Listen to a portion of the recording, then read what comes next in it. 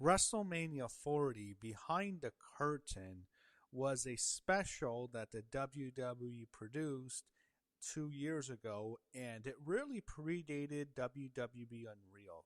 In fact, it would have been far more entertaining for Unreal to have taken place a year prior so it could have captured everything going on for WrestleMania 40 because it was so much more interesting than what happened at WrestleMania 41 or WrestleMania 42, which have both been documented on Unreal.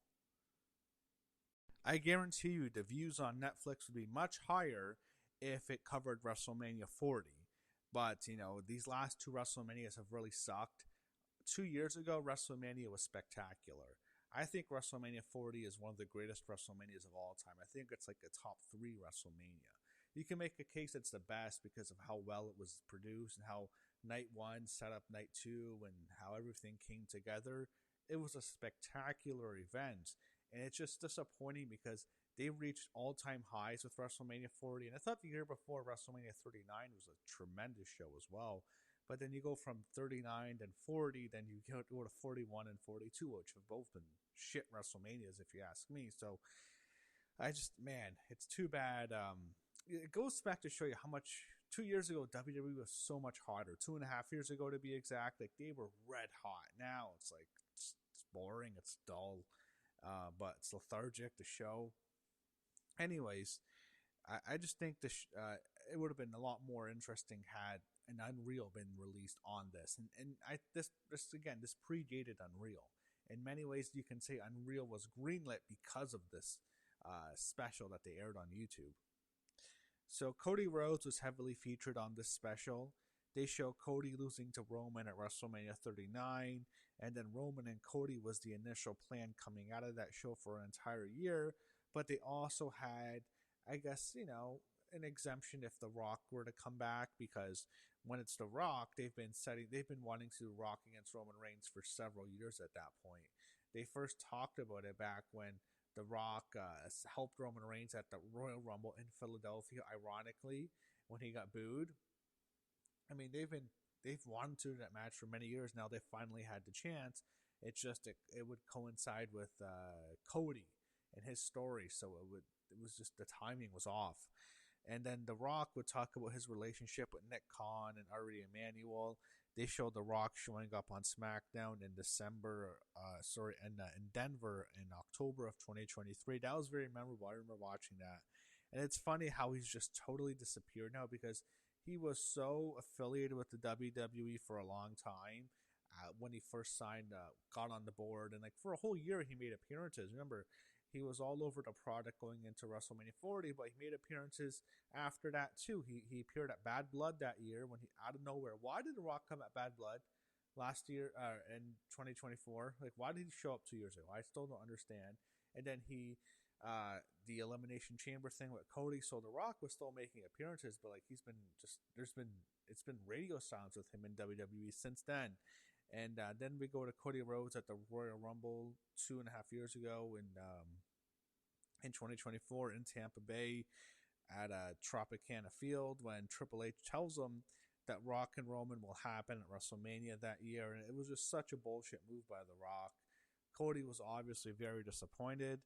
They showed Cody getting emotional on Raw after the Royal Rumble. That's when they told him he's not the main event.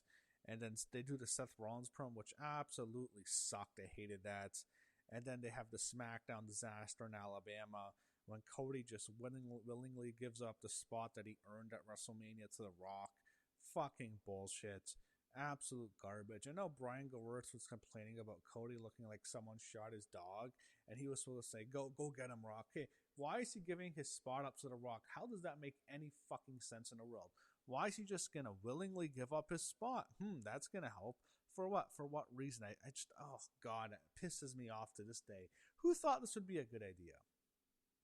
And then I really think, I believe, and I wanted to talk about this really, not just because of this special that happened a couple of years ago, that was released a couple of years ago, but I really believe there's major tension between Triple H and The Rock, and the feud is still going on just behind the scenes. And I believe Triple H and Cody Rhodes set up The Rock to look like a total asshole which they achieved in this time period. Rock never forgot that. He's very upset about that. I think he knows he was set up. He was sabotaged by Triple H. I think The Rock really wanted to do this match with Roman Reigns because it meant so much to his family. We all know the Rock, Roman, they're very proud of their family, and they knew a match like this would have meant so much to them, and they would have finally got a chance to do that. Rock would put Roman over, but they didn't get that chance, and I think Rock is furious about that because he knows Triple H sabotaged it with Cody by having him win the Rumble. Really, if Cody wasn't going to main event WrestleMania, why have him win the Rumble? Especially if Punk and Seth was the plan. Why not just have Punk win the Rumble and he challenges Seth at WrestleMania for the World Heavyweight Championship? Cody doesn't need to win the Rumble at that point. That really confused me. I didn't understand why they did that. But then again, I think they were setting it up. Triple H was pissed off. He didn't want Rock taking Cody off the main event because they've been building up Cody for 2 years. And they wanted to do Cody beating Roman at WrestleMania. That's what Triple H wanted to do. When him and Cody, I think, really sabotaged The Rock. I think Triple H told Cody to look as sad and disheveled as possible. So there's going to be a massive backlash. And I think Rock is still furious about that. That's what I think this tension is. I think Rock was he essentially made a move he politicked his way into the main event, and then Triple H and Cody kind of counter politicked him. That's what I want to say. He used his control, his power, but then they outmaneuvered him. And I think he's still pissed off about that. Then the negative reaction comes in after that SmackDown. The Rock tries to justify it. What a fraud. He was gotten to. His ego was very fragile. And then he makes the decision to change course. He admits he had that power. And then they go to the WrestleMania 40 kickoff in Las Vegas, which was just a great segment with Rock and Roman against Cody and Seth. That set up that main event. And then I think that was during the Super Bowl week, if I'm not mistaken. And then we have Brian Gewirtz, who was on here. He was the former head writer in WWE. Now I believe he is going to be the next head writer in WWE once Triple H is removed. And he works in Seven Bucks Productions. I think Seven Bucks Productions will run WWE Creative in the near future once they get Triple H out. And then they had it set up to WrestleMania. What happens after that? Once the Cody decision was finalized that they're going with Cody, then it's just them showing highlights, and they have I really believe Rock and Triple H have a very long rivalry both on screen and off screen. And if you want to know the history of it, The Rock was rising in 97. He was really getting over 97, 98, and people were really into him. And because once he turned heel, he was rocking my IV at first. Total flop, sucked. Then once he turned heel and joined with the Nation, he was really becoming a name, and everyone can see it. And in 98, he was really over. At that time, however, is when both Triple H and Shawn Michaels held him down. And if you don't believe me, Bret Hart said this. Bret Hart confirmed this. Bret was a big advocate for The Rock in 97. He would say both Triple H and Shawn Michaels were the ones holding him down, getting in Vince's ear, telling him not to push The Rock. And Rock never forgot that. And it's been a long rivalry ever since. And that evolved to a competitive rivalry with Triple H in 2000. They never liked each other, but that's okay. It's just competitive. But Rock, he never forgot Triple H and Shawn Michaels holding him down, and were attempting to hold him down. And then in 2000, him and Triple H, they always had that competitive rivalry, never really got along. And they show, they don't talk about that here, but I've always known that. And then you fast forward to all these years later, they sabotaged him. Triple H sabotaged The Rock's plans to have that main event with Roman Reigns. And yeah, I'm with Triple H. I wanted to see Cody Rhodes beat Roman Reigns at WrestleMania and finish the story at that time. But, to The Rock, this was his chance to do the Roman Reigns match. And if you're Triple H, if that's the plan, why have Cody win the Rumble? It just seemed like to me that Triple H and Cody Rhodes sabotaged The Rock. And The Rock, as I said, he already inserted himself in it. He used his own power to make the match happen, to change course. But it seems that Triple H and Cody sabotaged, I shouldn't say Cody, but Triple H told Cody to like look like someone shot your dog after he gave up his spot to The Rock, and like it was all set up for the backlash to come at The Rock, so like Triple H would get his way. Anyway, then they showed The Rock becoming the final boss character. Very entertaining. I think this was some of The Rock's best work in his whole career. He was awesome here. That segment in Raw in Chicago, actually, for that Raw, with The Rock beating up Cody Rhodes in the brain when he's all bleeding by his tour bus. That was just incredible. One of the best segments we've seen. I think that Raw in Chicago is one of the greatest Monday Night Raws of all time. As I said, I keep saying WWE at this time period they were infinitely better than what they are now. And that's because of The Rock. The Rock has a huge role in it. Not before The Rock, they were already red hot. But like that final boss character, you look at the product now, it does miss him. And it's, him and, I thought he would wrestle Cody, but that didn't happen. And then they go through, going back to this documentary, I keep going out of it to talk about what's happening behind the scenes now, because I wanted to review this because I think it's just so relevant to what's happening now. And it's been about a couple years since this was released. And I do believe behind TKO scenes, behind the scenes, that there's a major rivalry with The Rock and Triple H, and The Rock wants Triple H out so Seven Breast Productions can run WWE and Triple H. And I really do believe there's major heat there. I believe that's a huge issue here, and don't be surprised if they get Triple H out, Rock starts making appearances again. I don't think Rock wants to come back to WWE on TV because it'll help Triple H and creative, and business will go up. I don't think he wants to do him any favors. That's what I think the big issue is right now. That's why I don't think we see him. Anyway, going back to WrestleMania 40, they go through the night 1 main events, and then they go through the night 2 main event with Cody finishing the story.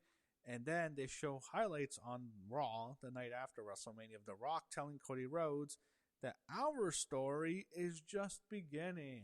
Or did it, Rock? Because you haven't made an appearance since. I think clearly something changed. I think they were probably setting up Cody Rhodes and The Rock at WrestleMania 41.